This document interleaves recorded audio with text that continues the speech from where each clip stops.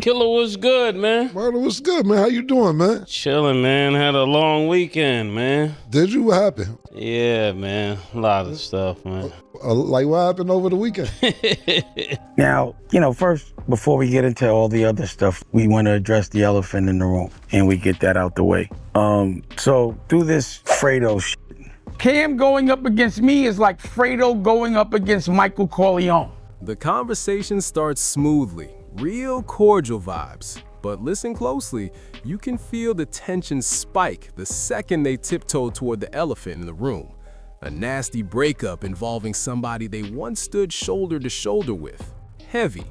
And suddenly it shifts into a straight-up loyalty test, with one side basically saying, hold up, if you've got a problem with a man, address that man, not the timeline. And yeah, that's exactly where things start getting hot. Can't even say homeboy's name confidently anymore, just based on how disappointed I am in his behavior.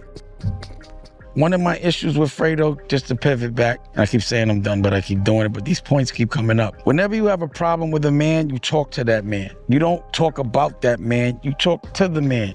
Especially if the man is willing to have the conversation. But this whole issue is because this dude is ducking a fair one, a verbal fair one. I'm too old to be fighting. But from what I know about Cam, that's not him. He doesn't fight. He's not a physical guy like that. Pause. But either way, that's not the example that we want the younger generation to lead or see. If you have a problem with someone, you talk to them, period. It avoids a lot of problems. Men speak. Men, even if I know it might be a difficult conversation, you still have it. As long as people don't get overly disrespectful, especially when it's someone that you love or someone that's looked out for them, you gotta give them grace. They're basically saying this dude is ducking a real verbal face-to-face, but still hopping online trying to control the narrative anyway. And listen, that's nasty in any environment because it flips a private issue into a full-blown public spectacle. Now everybody's tuned in like it's a season finale with no commercial breaks.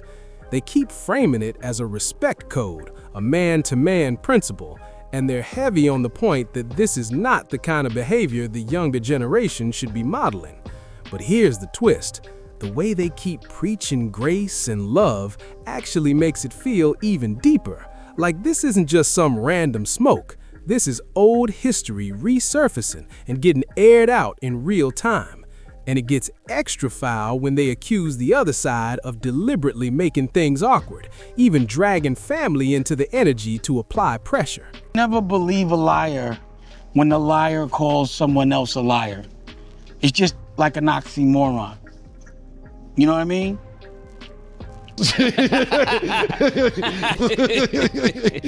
Oh, Say, man. yo, what the fuck? Well, that's what bothered me. I'm like, yo, you gonna try to make my children uncomfortable to make me uncomfortable?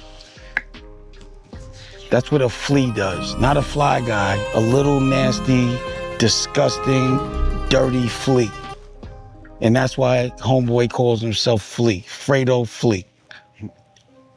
And that's a low-life fight.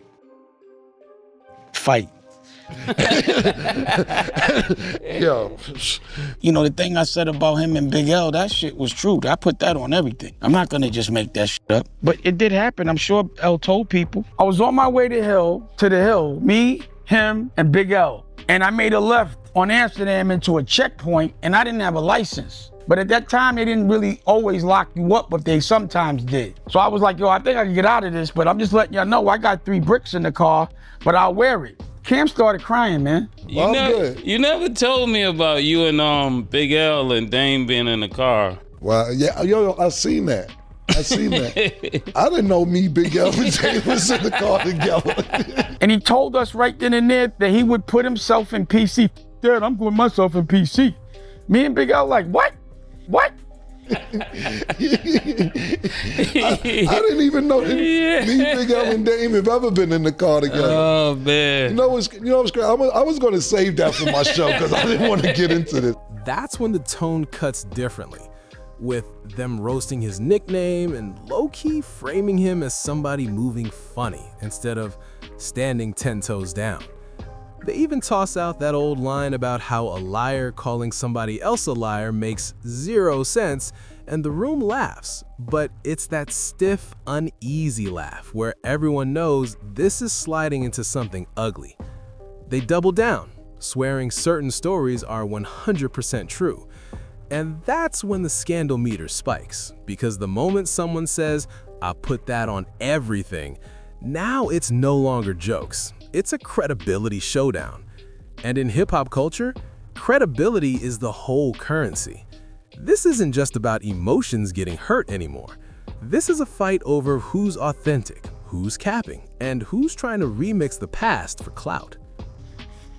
So we went to the side and was like, afterwards we were laughing, but we were like, I was like, I will never hustle with him. He's a ball player and he does music. So I never really, he's a civilian. But you can't be saying you the best that ever did it in Harlem and you never sold drugs. And if you had to go to Ohio after you was a rapper, that's not the best that ever did it. How dare you say some shit like that? Now I'm gonna say it totally, but I didn't know that nigga was such a liar. Like, you know how your man is your man, so you probably don't be annoyed. Like you that's your man. You be like, nah, you just hate us. I didn't know this nigga a lot like that, man. But there's a lot of things that he probably is scared I'm gonna say, which is why he's trying to discredit me all of a sudden. But I can tell you right now, that is illegal. You can't call somebody a liar that's not lying, especially when it comes to business. And that's another thing, Yeah. First of all, let me tell you something. And last I'm saying talk Flea, but Mase know. Yeah. Yo, listen, bro. Big L is not your man. This whole shit don't even make no sense. First of all, I'll say this real quick because we gotta move on.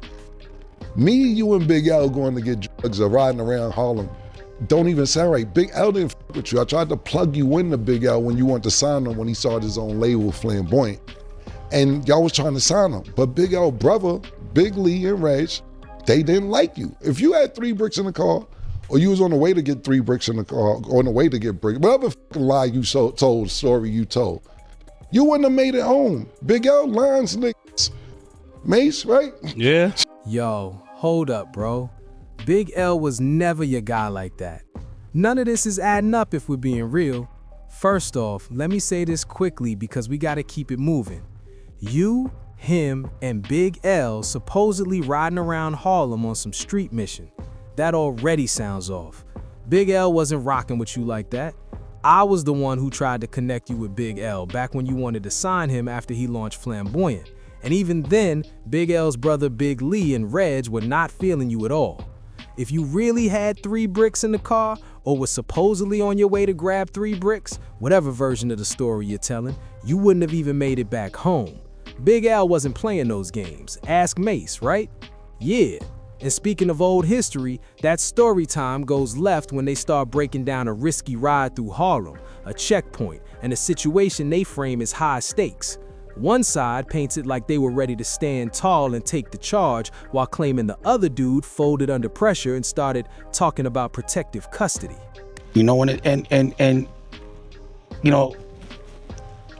Again, a liar calling someone else a liar that's only known for telling the truth. He himself said, I don't know you for lying, so why would I start lying now over him? We don't fold. We have a pride. We're bosses. Right? Yep.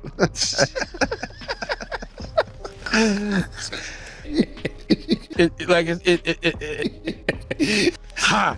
Ha! Ah! Oh! You're looking like your father!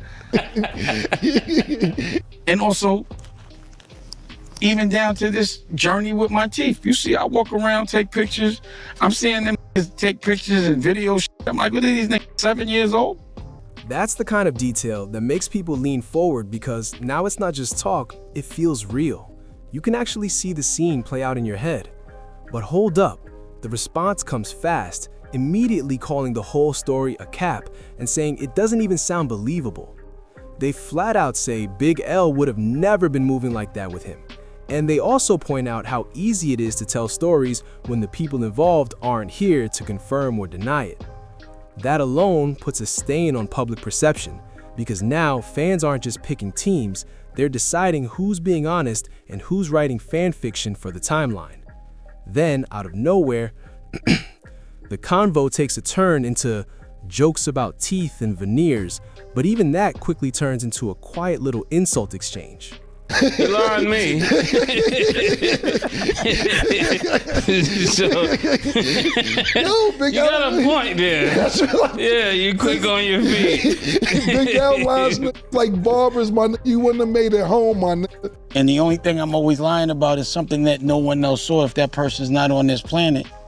Stop, yo, it's really, you going out bad, bro. Stop lying, my nigga. Me, you, and Big L have never been nowhere to get no work or had no work or stopped in a checkpoint or nothing, my nigga. You going out bad, but I'll just sit on talk with Flea Murder. But yeah, man, you might need to say a prayer for me. Yeah. They start roasting folks whose teeth literally fall out mid-conversation, then flip it into a confidence flex, like, even when it's ugly, I still stand tall. It's funny on the surface, but let's be real, it's ruthless because those jokes are clearly aimed at specific people without putting a name on it every single time. Then they go a step deeper, sliding into real health talk about infections and how bad dental issues can mess up your entire system. Somebody cracks a joke like, that explains a lot, which is crazy because it's basically calling certain people unstable without ever saying it out loud. And immediately after that, they pivot right back to the main point. Why is it always the loudest, toughest talkers who get the most sensitive the second their name comes up? That right there is the scandal playbook. Act tough, get offended, then sprint to the internet. The real betrayal moment hits when they talk about backdooring, accusing a so-called friend of entertaining side conversations and opportunities without making the respectful first call. In their code, that's a hard boundary. Beef or no beef. Take my teeth out and I will heat you up. Don't ever think I don't give a f. We can snap and you shouldn't get mad. Yeah. That's the one thing we don't do, right? When we snap, we don't get mad. No?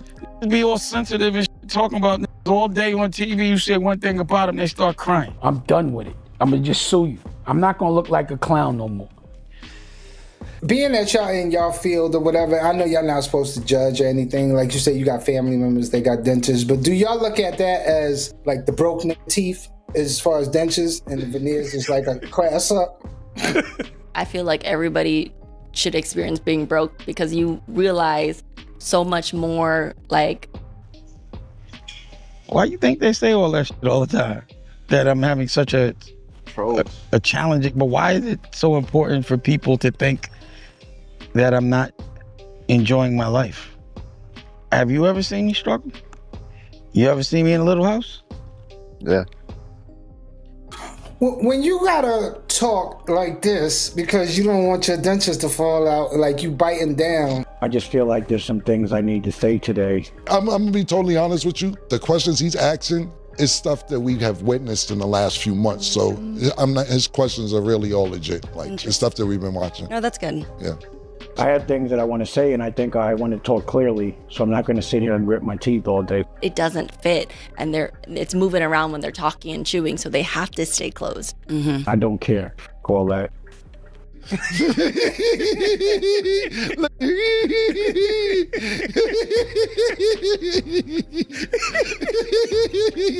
He's a Stugats. That's what we call guys like him. When you start off honorable and end up unhonorable, and you go to the other side, you a Stugats. So that's also his new name, Stugats.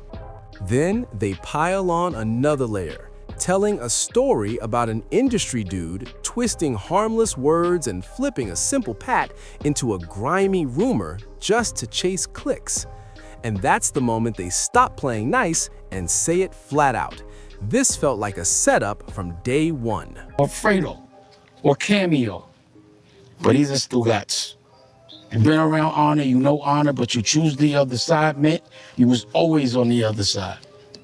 Mm-hmm. You understand what I'm saying? For real. I do want to issue an apology, though, that without putting hands on nobody, without nobody physically getting harmed, without me doing any damage to anybody, family, or anything like that physically, that I mentally torture these niggas, man. I'm sorry.